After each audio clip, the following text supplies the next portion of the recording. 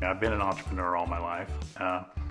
And if you're going to live in this area, if you're not a teacher, which my wife is, or work for local and state governments, you about have to be an entrepreneur. Most farmers and ranchers in the area own their own ranch. So entrepreneurship is huge and we know a lot about it. My name is Kyle Rosefeld. I am a custom boot maker in Cody, Nebraska. I'm George Johnson, and we make vinegar. My name is Terry Nollet, and I'm a half-time guidance counselor and a half-time business teacher at Cody-Kilgore. As a family, we are entrepreneurs. We have a ranch and knew that that could not just sustain a family, 2 families in fact, and we always wanted our children to come back. So we cater, and now we've started wine growing for the George Paul vinegars. You talk about what's running in the blood of the students here, and it is the ranching, it is the Sandhills, and it is the uniqueness of living in a relatively isolated area. The problem is, what opportunities can we provide for the youth of the community to come back? We're trying to get a student-run entrepreneurship center grocery store, and they haven't had a grocery store in Cody, Nebraska for 10, 15 years. We'd have to drive to like Valentine to get our groceries, and for ranchers who live 65 miles from the closest grocery store, this is what this town needed. We had made phone calls, contacts, applied for a grant, and within 3 months we had gotten a grant to do the education part of the project and to also use it for equipment. They were having difficulty in finding a place to do this because of the regulations. So I convinced the town board to go ahead and get a grant to build a facility. But we wanted it to be something special. We wanted it to be something that we could be very proud of. And from a marketing standpoint, we wanted a reason for people to stop.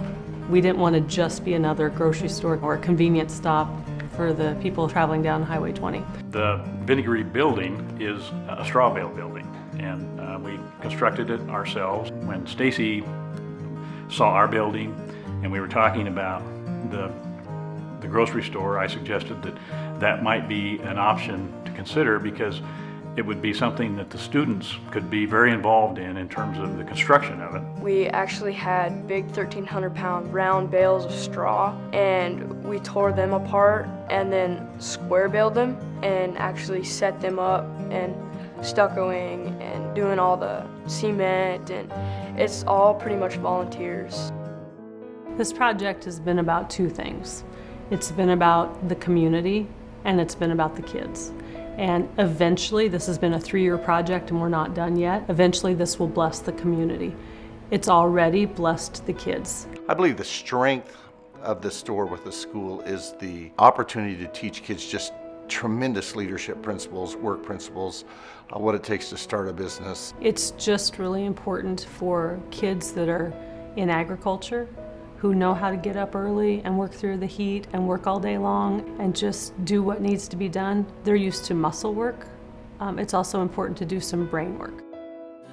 We started the GRIT Student Steering Committee, and GRIT means growing, revitalizing, investing, and teamwork. People who are on GRIT, they actually wrote the business plan, layout. We've helped a lot with the store.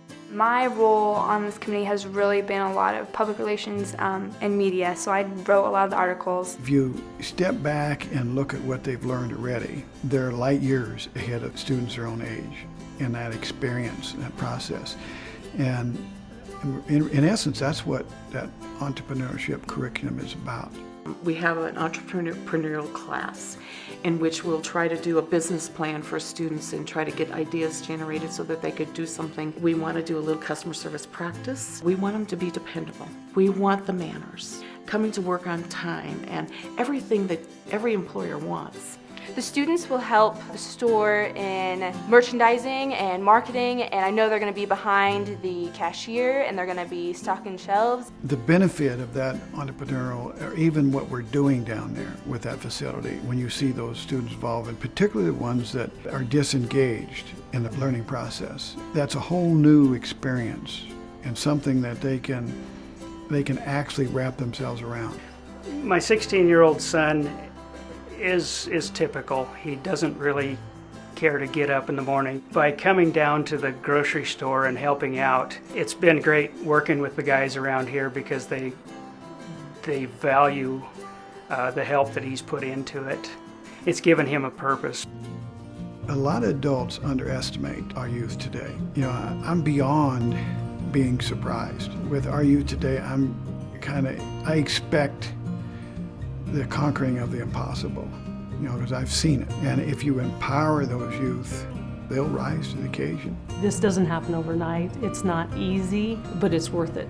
It's worth it to have the vision for the community. It's worth it to have however many people there building the straw bale building together, working together like in the old days when they did barn raisings, when you have a community come together and work on a project, when you have kids involved from, you know, little Elizabeth up to graduates coming back just to work on this project. To bring a community together is something very special. But what the kids learn in the process, and I think especially that they learn it's not easy and it's not fast and it doesn't happen overnight. There's value in that we can't teach them in a textbook. And that's why Nebraska loves Our public schools. Nebraska loves Our public schools. Nebraska loves Our public schools.